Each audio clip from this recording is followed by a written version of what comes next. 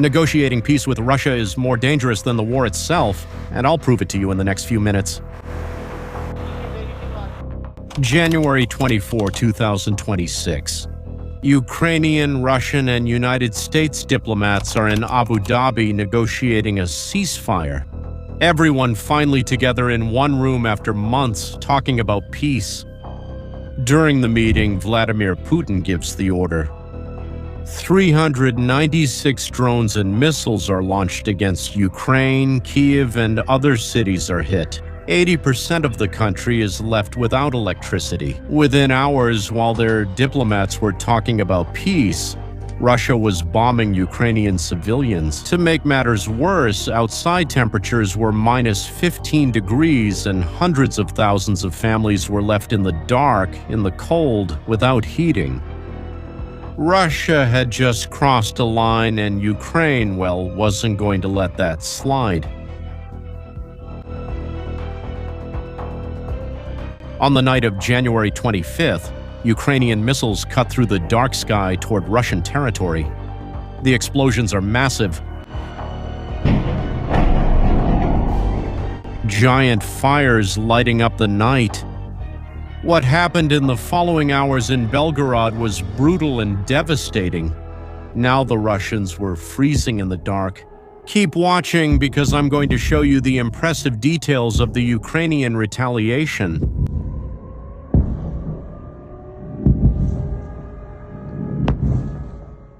To understand how we got to this point, we need to go back a few weeks, and what you're about to see is impressive.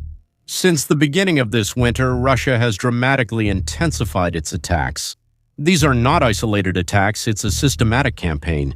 Night after night, hundreds of drones saturate the air defenses. At dawn, when interceptors are scarce, the precision missiles come. The January 9th attack clearly shows how this works. It's 6 in the morning in Kyiv. Families are still sleeping in their heated apartments, and then the alerts begin. 242 drones appear on the radars, a swarm coming in waves one after another, forcing the defenses to spend their interceptor missiles.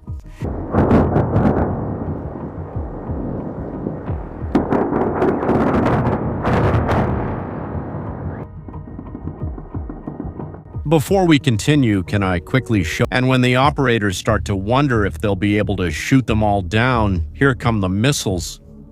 26 high-precision missiles cut through the sky. The defenses managed to intercept most of them, but not all. 16 drones and 18 missiles get through. What happens in the next few minutes is devastating. Explosions in Kyiv, Odessa, Dnipro. Power substations are hit within seconds, and 6,000 buildings lose power. The lights go out, heating for 500,000 people is lost. And remember, it's minus 15 degrees outside. But here's the crucial point. Do you know why losing power is so devastating? After all, couldn't you just use generators and wait for repairs? The answer is buried in the Soviet past. Most cities in Ukraine and Russia use a heating system built decades ago, which they call district heating. It works like this. A single plant heats large amounts of water and pumps it through kilometers of underground pipes to thousands of apartments. The system is efficient when it works, but it has a fatal flaw. When a plant is destroyed, the whole system collapses. Because the pumps that move the water need electricity. Without electricity, the pumps stop working, and without the pumps, there's water to circulate and standing water at temperatures below minus 10 degrees. Well, it freezes in a few hours. When the water freezes inside the pipes crack, and when the pipes crack, in a system that supplies 6,000 buildings, you have a disaster because now you need to fix it block by block, building by building. That doesn't take days, it takes weeks, sometimes months, and here's the catch that nobody saw. The very Soviet technology that was supposed to protect these civilians became the perfect weapon to destroy them, because Russia built the same vulnerabilities into both countries. They know every weak point, every pipeline, every substation. It's as if they left a map for their own enemies. 2 days after that attack, more than 1,000 buildings in Kyiv were still without heating. Whole families sleeping in a single room, all together under blankets, trying to share warmth. Windows shattered by the explosions, letting the cold wind in. In the days after, attacks continue. On January 14th, Kryvyi Rih is hit. 19 people die, entire families in their homes, when the missile hit, the highest number of deaths in a single attack that month. More missiles in the morning, more drones at night, one after another, non-stop. But Ukraine wasn't only defending, it was also planning. Belgorod, Russia. The city is just 40 kilometers from the border. It's the logistical hub that supplies the entire Russian operation in Kharkiv, and it has exactly the same vulnerability. Soviet district heating. The lush thermal power plant provides more than a third of all the heating in the city. And since September 2025, Ukraine had been testing this vulnerability. Repeated attacks on the same power plant. September, October, December, always the same target, always the same result. Explosions lighting up the night, complete blackouts, people trapped in elevators, traffic lights stopping, panic in the streets, and always the city plunging into darkness. The message was clear. If Russia freezes Ukrainian civilians, Ukraine can freeze Russian civilians. And what about the weapons? American ATACMS missiles with a range of 300 kilometers were used. Missiles that were specifically approved by President Biden for use inside Russia. And more importantly, domestically produced Ukrainian drones with no Western restrictions. Ukraine can use them wherever it wants. Now, have you ever stopped to think about how Ukraine manages to hit such deep targets? How they are able to penetrate Russian air defenses? The answer lies in a unit that few people know about, and what this unit has managed to do has changed everything. The Alpha Special Operations Center, a unit of the Security Service of Ukraine, Ukraine's security service. Before the war, they were an anti-terrorism unit.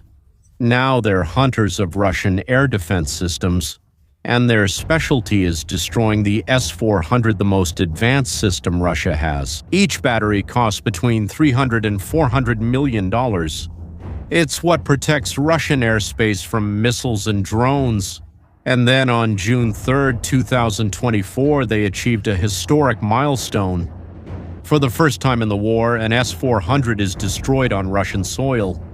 Operation Alpha coordinated the attack, and in Mars, in the Belgorod region, the system was completely destroyed. But the operation that really changed the game happened on November 15, 2025 in Novorossiysk, southern Russia. Alpha coordinated a massive attack using drones. The target, 4 S-400 systems positioned on the coast of the Black Sea. The drones hit not only the missile launchers but also the radars. Without the radars, the S-400 is blind, completely useless. And the explosions were so big that they hit nearby oil terminals. 2 million barrels per day stopped being exported temporarily. Now, if you think this is just a regional war, think again.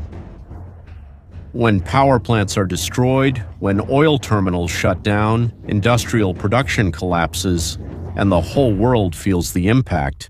What Alpha is doing is paving the way. By destroying defense systems, they create air corridors where drones and missiles can fly without being intercepted. It's like removing the guards before a heist. While all this happens, there's an overlooked cost measured in lives. November 2025. Ternopil, western Ukraine, a Russian missile hits a residential building. 38 civilians die, including 8 children. Think about that for a second. 8 children with names, families, dreams, all killed in an instant. In 2025, 2,514 Ukrainian civilians were killed, 12,000 died, 2.7 million were forced to leave their homes, and almost 6 million are refugees in other countries. On the Russian side, according to authorities, 392 people were killed by Ukrainian attacks. Families in Belgorod, Kursk, and Bryansk live under regular evacuation orders. We reached the moment that changed everything, including the posters. E26. Abu Dhabi. For the first time in months, diplomats from the three countries are in the same room. The meeting is closed. They discuss a ceasefire, protection of civilians, peace, and while these conversations are happening thousands of kilometers away, Putin is giving orders. 396 drones and missiles are prepared, strategic bombers take off, ships load cruise missiles. And during the night, while Russian diplomats talk about commitment to peace, the biggest attack in weeks is launched. Kyiv and other cities wake up to explosions, missiles traveling so fast that you hear the blast before their sound arrives. 80% of Ukraine is left without power, hospitals running on generators, thousands of families in the dark. Once again, the Ukrainian minister, Andriy Sybiha, sums it up in one sentence. Their missiles hit not only the people, but also the negotiating table. Putin had crossed the line and Ukraine was going to respond. Less than 24 hours later, on the night of January 25th, Ukrainian bases sprang into action. The target, Belgorod and surrounding regions. Missiles cut through the dark sky, aiming and possibly striking. MS. The explosions are massive. The Belgorod power plant is hit again, and this time the damage is much greater. Gigantic fires light up the night. Smoke can be seen for miles, and then all of Belgorod plunges into darkness. 600,000 people without electricity instantly, no heating, no running water. 2,000 buildings lose heating. 200,000 people are left without water. Temperatures at -5 degrees. Governor Vyacheslav Gladkov declares the situation extremely challenging. Streets are completely dark. People use flashlights to see. Families crowd together in a single room trying to keep warm. And it wasn't just Belgorod. Multiple cities were hit. Borisov, Voluski, Volokhonovsky, Grivoron, Krasnoyarsk. Some regions are without gas. In addition to the electricity, Russian authorities detected 31 HIMARS rockets, tried to shoot them down, but many got through. Russian air defense fails to protect its own population, and on the Ukrainian side, well, no official comment, no statement. They let the attack speak for itself. While Belgorod was burning, the plant kept burning too. Hours later, there were still fires. Repairs will probably take weeks. Now it was the Russians freezing in the dark. Now it was Russian families without water, without power, without heating. The same suffering they inflicted on Ukrainians coming back home. And this marks a fundamental change. Energy is no longer just a tactical target, it has become the main weapon. Here's what the numbers reveal. Russia spends RM 195,000. Thousands of millions on ammunition, thousands, and even spending all that, they still can't break the Ukrainian resistance. But they can't stop because stopping for them means losing. So the attacks continue month after month, and millions of civilians on both sides pay the price. In the cold, 8,000 buildings without heating, 1.1 million people in the dark and cold on both sides of the border. And it's only January. There are still 2 months until winter ends. Now I want to know your opinion. Do you think attacking civilian infrastructure as a form of military pressure is justifiable in any situation? Leave in the comments what you think. If this video was useful for you, share it with someone who needs to understand what's happening in this war, and subscribe to the channel for more analyses about conflicts around the world. See you in the next video.